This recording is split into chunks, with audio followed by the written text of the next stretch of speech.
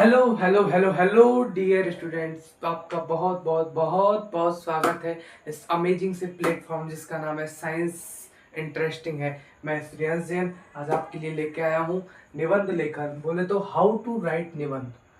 Class 10th के students के लिए बनाया गया वीडियो है। क्लास 10th के स्टूडेंट को मद्देनजर रखते हुए बनाया गया वीडियो है। तो आज की वीडियो में हम डिस्कस करने वाले हैं कि आपकी बोर्ड परीक्षा, चाहे आप सीबीएसई बोर्ड हो, आरबीएसई बोर्ड हो, एमपी बोर्ड हो, बिहार बोर्ड हो, उत्तराखंड बोर्ड हो, झारखंड बोर्ड हो, उड़ीसा बोर्ड हो, महाराष्ट्र बोर्ड हो, कोई भी बोर्ड हो, सभी बोर्ड में हिंदी विषय में निबंध तो आता है। और वो भी कोई 1 2 3 4 नंबर का नहीं, 6 6 8 8 नंबर तक के निबंध आपको बोर्ड परीक्षा में देखने को मिलते हैं। यदि आपका टारगेट 90 प्लस का है, 95 प्लस का है, तो ये जो 6 और 8 नंबर है निबंध के, वो आपको अचीव करना बहुत जरूरी है। जैसे सोशल स्टडी में मैथ के जो 4 या 5 नंबर के आपके क्वेश्चन है, उनको जैसे ग्रैप करना बहुत जरूरी है, ऐसे हिंदी सब्जेक्ट के अंदर कमांड पाने के लिए इन 6 नंबरों को 6 की 6/6 को ग्रैप करना बहुत जरूरी है। तो आज हम इसी के ऊपर चर्चा करने वाले हैं। पूरा वीडियो निबंध के ऊपर रहेगा। इसमें हम देखने वाले हैं निबंध कैसे लिखना है, किस प्रकार लिखना है, देन हम चीज़ों को डिस्कस करते हैं।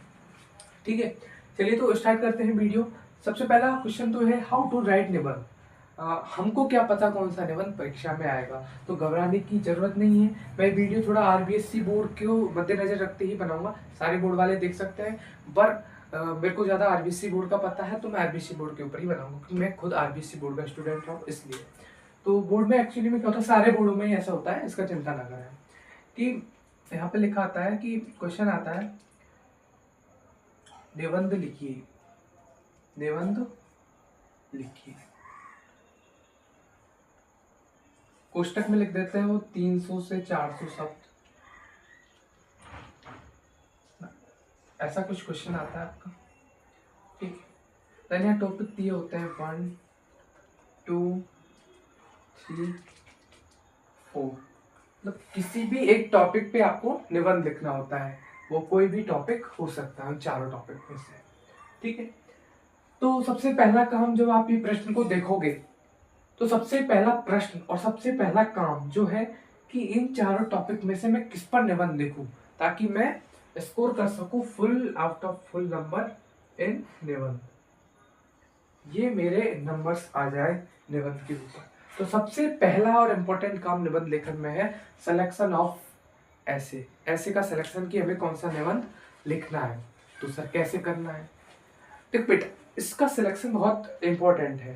सबसे पहली प्रायोरिटी तो ये होगी कि आप किस निबंध के बारे में अच्छी तरह आपको नॉलेज है। जैसे मैं बात करूं, किसी के घर में वृद्ध दादा दादी हैं या परदादा दादी हैं, होते हैं ना, दादा दादी या कुछ बुजुर्ग रहते हैं। निबंध का टॉपिक दिया है हमारे बुजुर्ग, हमारी धरोहर, ये निबंध दिया है। अब किसी के घर में दादा दादी हैं तो वो इस निबंध पे अच्छी तरह लिख पाएगा क्योंकि वो फील करता है कि उनकी उपस्थिति कितनी उचित है, कितनी काम की चीज है ना। ऐसा बोलते हैं ना गाँव में, एक बूढ़े बड़ों की तो पहाड़ की सी ओटक हो है, तो वो इस पे निबंध लिखे तो ज्यादा अच्छा रहेगा। तो हम जिस टॉपिक के बारे में ज्यादा जानते हैं, जैसे भारतीय सैनिक, टॉपिक दे दिया दूसरा। अब किसी के पिता फौज में है, किसी के पिता पुलिस में है, किसी के पिता आर्मी में है, नेवी में है, तो वो इस पे लिखे जिसको इसके बारे में नॉलेज है। किस प्रकार भारतीय सेना में जाया जाता है, किस प्रकार के स्ट्रगल झेलने पड़ते हैं, किस प्रकार के दुख दर्द आगे सामने आ सकते हैं, आदि इत्यादि चीजों के बारे में जानकारी होगी। जिसके पिता, भाई, चाचा, मामा आर्मी में है, फौज में है, पुलिस में है, जो भी। देन मैं बात करूं, यदि मैं शिक्षक होता,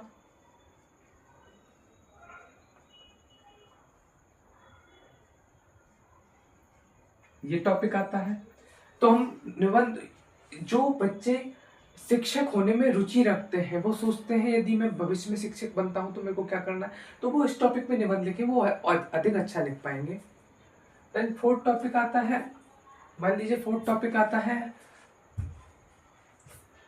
भारतीय संस्कृति। अब जो संस्कृति में इंटरेस्ट रखता है, ज्यादा जगह घूमा हुआ है कि मैं एक बार बिहार गया था, वहाँ पे ऐसा कल्चर होता है, मैं वहाँ उत्तराखंड गए थे, हम देहरादून गए थे, शिमला गए थे, जम्मू कश्मीर गए थे, वहाँ ऐसा कल्चर होता है। तो जो ज्यादा घूमा हुआ है वो भारतीय संस्कृति पर निबंध लिखे। अब कुल मिला के जो क्वेश्चन है कि हाउ टू चूज निबंध,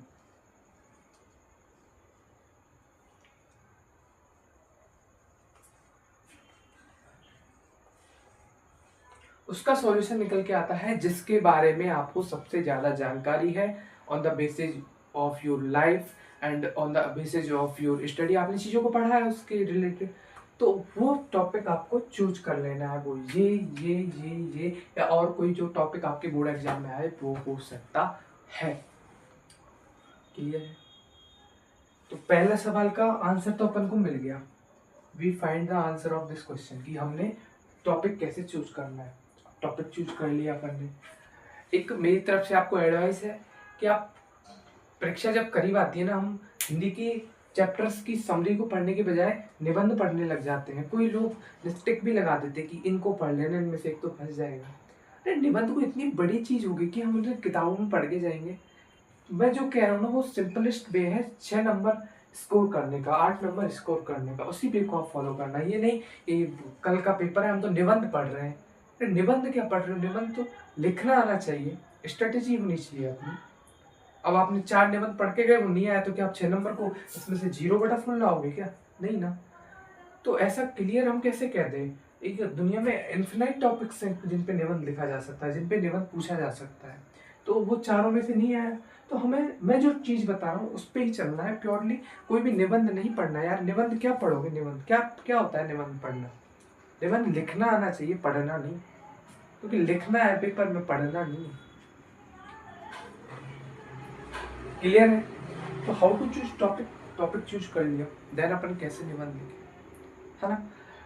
इसमें एक पॉइंट ये भी ऐड कर लो कि जिस क्राइटेरिया में हमको कोई कविता आती हो, जिस क्राइटेरिया में हमें कोई पंक्ति आती हो, बैलेंस्ड पंक्ति जिसमें अलंकार का प्रयोग है, कविता उसे तो कहते हैं जिसमें अलंकार हो, ऐसी कोई पंक्ति यदि आपको आती हो, ऐसी कोई चीज आपको याद हो जिसको आप उसमें लिख सकते हो,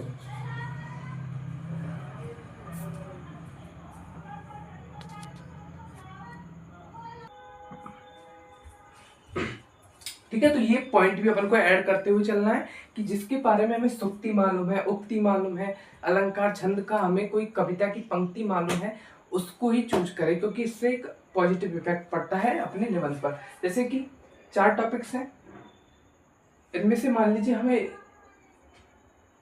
इस टॉपिक पे एक सुक्ति मालूम है, भारत का सैनिक भारत का अभिमान, कुछ भी लिख दो। ये कोई टफ काम नहीं है ये चूज करना कि हमें मालूम है कि नहीं मालूम। है भारतीय संस्कृति पे क्या लिखेंगे? अनेकता में एकता, ऐसा कुछ भी हो। जैसे राम भगवान पे आ गया, मान लीजिए रामायण पे आ गया, रामायण पे निबंध लिखो, मेरा प्रिय पुस्तक, मेरा प्रिय काव्य, मेरा प्रिय मेरी प्रिय रचना, ऐसा कुछ आ गया तो क्या लिखोगे? राम पे आ गया तो कैसे लिखेंगे? शिव धनुष भंग प्रभु करके ले आए सीता बर के, ऐसा हम उल्लेख कर सकते हैं कि भगवान श्री राम ने ऐसे अयोध्या गए थे, ऐसे ऐसे बात है, वहाँ पर वो होता था तो उन्होंने धनुष तोड़ दिया, सीता को ऐसे वहाँ पे स्वयंवर होते थे। तो नीचे उक्ति लिख दो, मोटे मोटे अक्षरों में लिख के दिखा दूंगा आपको कैसे लिखनी होती है वो, कि शिव धनुष भंग प्रभु करके ले आए सीता बर के। तो ऐसी जिस टॉपिक के बारे में आपको उक्ति मालूम हो, देन उस टॉपिक को भी चूज करें। दोनों चीज, किसके बारे में हमें नॉलेज ज्यादा है, किसके बारे में हमें उक्ति पता है, किसके बारे में हमें, जैसे चंद्रयान का टॉपिक आ गया इसमें, आपको चंद्रयान आपने पढ़ा है अच्छी तरह, आपने कभी पढ़ा होगा कि भाई कब लॉन्च हुआ था, कैसे फेल हुआ वो चंद्रयान 3 जो मिशन था, और किसने लॉन्च किया, ये पता है। जब भी आप टॉपिक को लिखो ना, आपको यही नहीं पता कि चंद्रयान 3 लॉन्च किस संस्था ने किया था, आपको पता ही नहीं इसरो ने लॉन्च किया था, देन क्या फायदा कि आप चंद्रयान 3 पर निबंध लिखें। समझ पा रहे? तो इन 3-4 बिंदुओं को मद्देनजर रखते हुए आप इस 4 में से एक टॉपिक चूज कर लेंगे। ठीक है, ये तो कहानी हो गई आपके पहले पॉइंट की। देन अपन आगे बढ़ते हैं।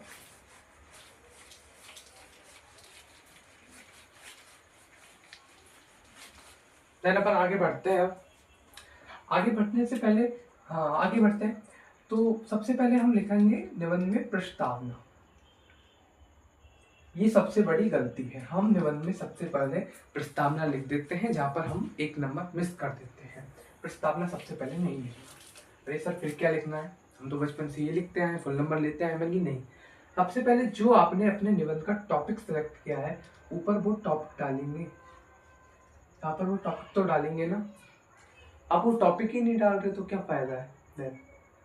टॉपिक डालेंगे, टॉपिक के नीचे उसके बारे में यदि आपको कोई सूक्ति मालूम है तो वो भी लिख देंगे।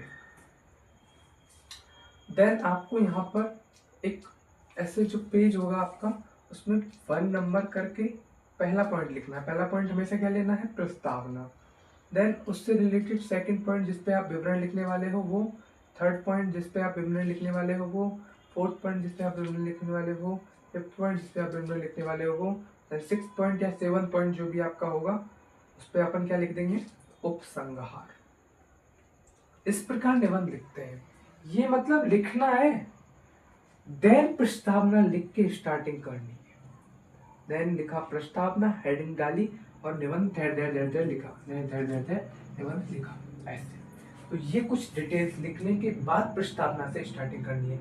हेडिंग कोई सूक्ति है तो ठीक, ना तो ठीक, फिर ये अपन को एक डिब्बे में ये एक।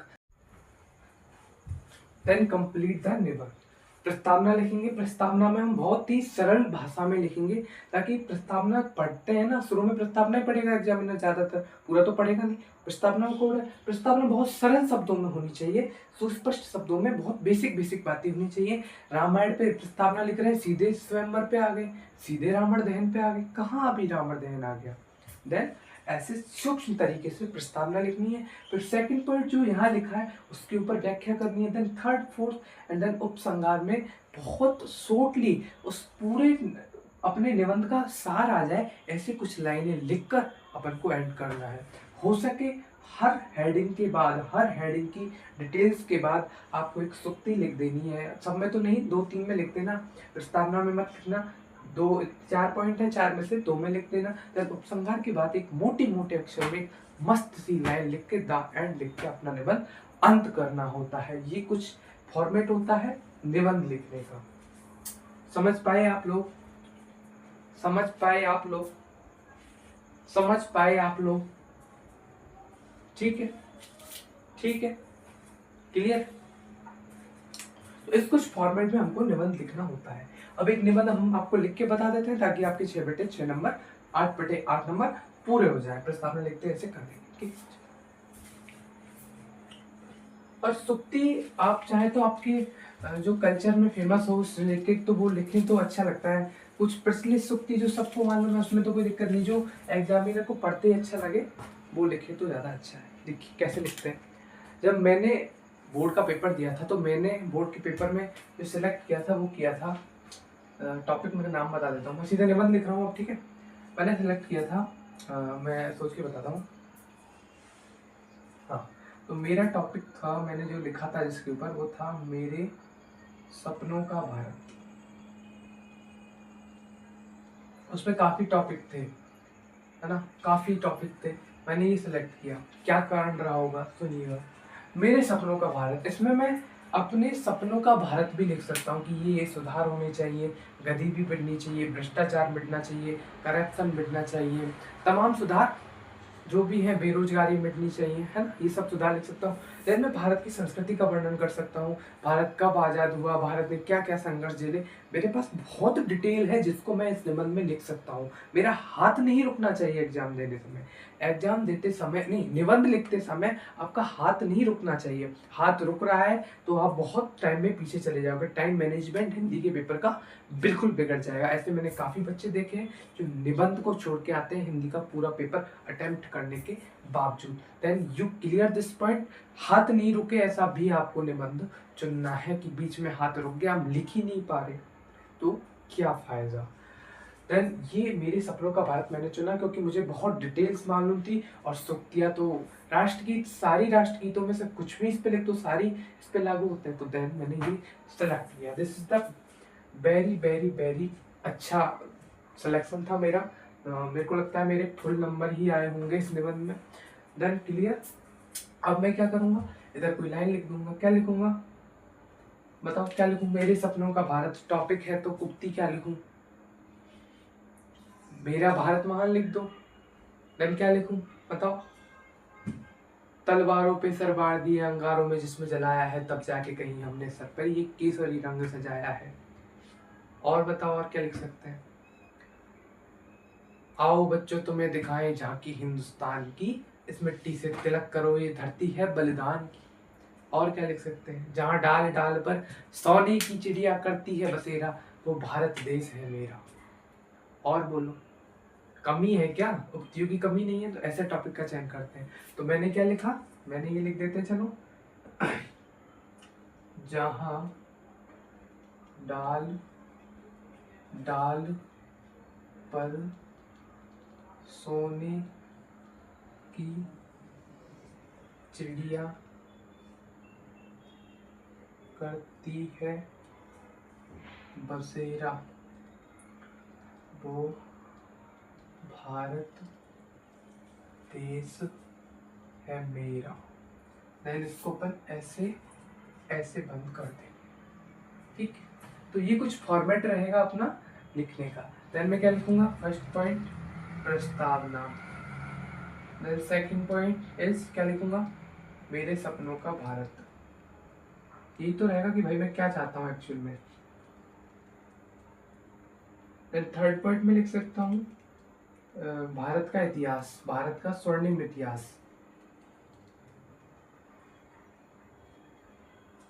भारत का स्वर्णिम इतिहास। देन मैं फोर्थ पॉइंट लिख सकता हूँ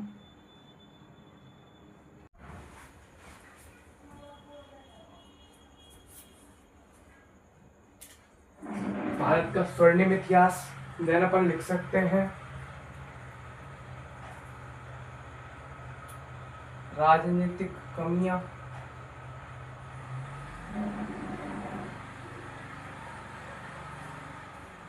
अगला पॉइंट हम लिख सकते हैं, तो स्वर्णिम इतिहास हो गया, राजनीतिक कमियां लिख सकते हैं, भारतीय संस्कृति,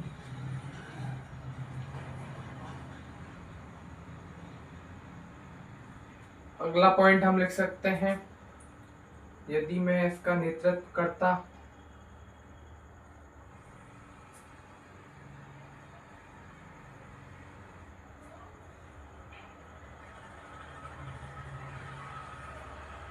यदि मैं इसका नेतृत्व करता।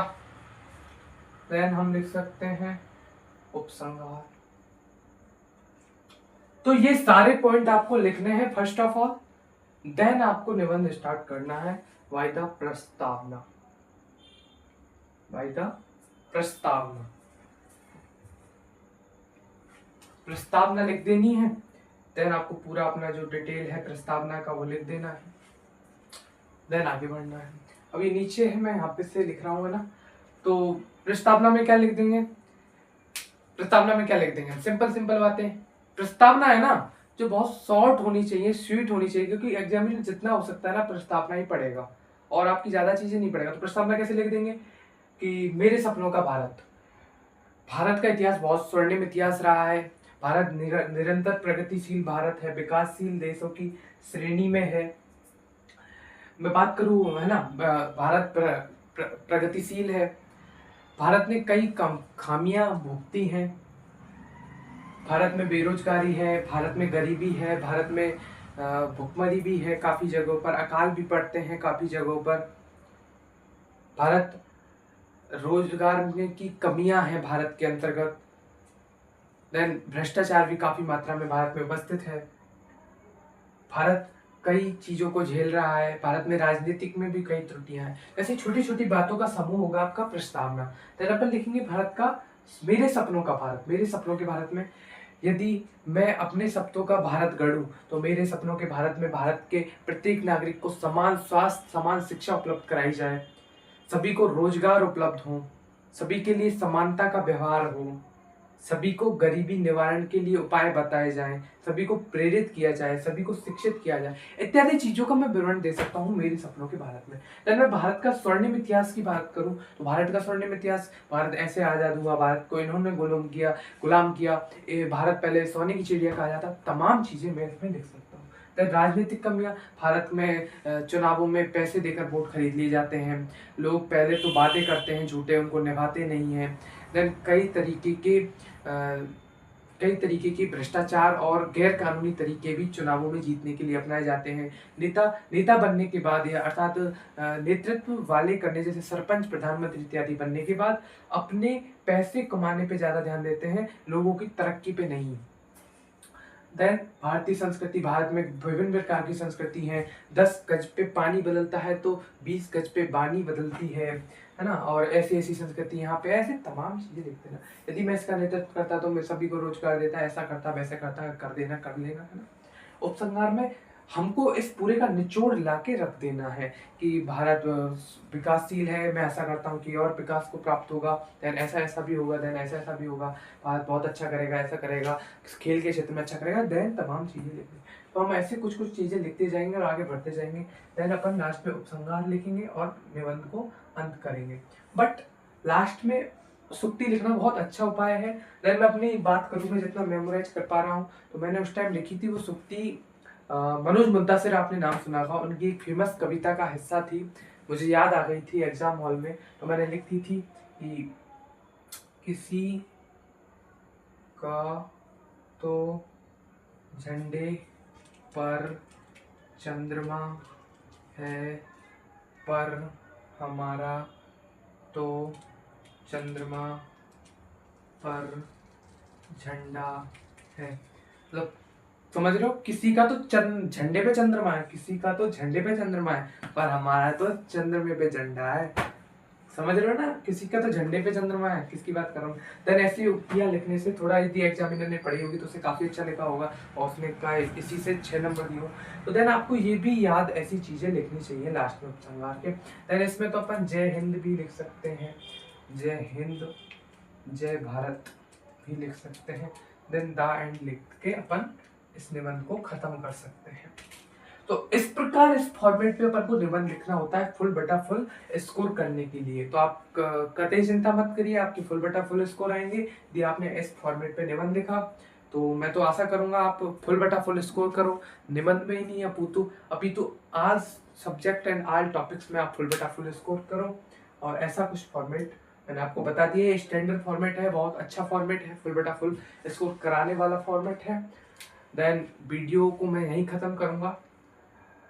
वीडियो अच्छा लगा हो, कॉन्सेप्ट समझ में आया हो, हाउ टू राइट निबंध समझ में आया हो, क्लियरिटी बनी हो, तो साइंस इंटरेस्टिंग है चैनल से जुड़े रहें, बने रहें।